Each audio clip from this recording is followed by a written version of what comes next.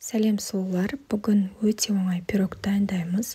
Жұмыртқамызға қантты салып, миксердің немесе венчиктің көмегімен жақсылап көпіртіп араластырып аламыз. Оның үстіне сұйық майды құямыз және айранды құямыз. Барлығын тағы да жақсылап араластырамыз. Құрғақ заттарымыз ұн, қопсытқышты жақсылап араластырып алып, шетінен тестамызға құйып, тағы да жақсылап араластырып аламыз. Міне бізде осындай сұйық масса дайын болды. Енді крошка дайындап аламыз. Ұнға сары майды және қантты салып, барлығын жақсылап араластырамыз.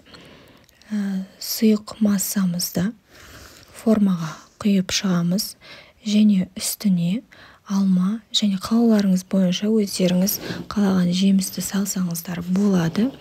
Және оның бетіне дайын болған крошканы салып шығамыз. Пирогымызды қызып тұрған пешке салып пісіріп аламыз.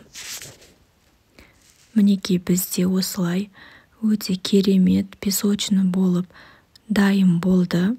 Міндетті түрде жасап көріңіздер, сіздерге ұнайтыны сөзсіз. Ас болсын баршаңызға.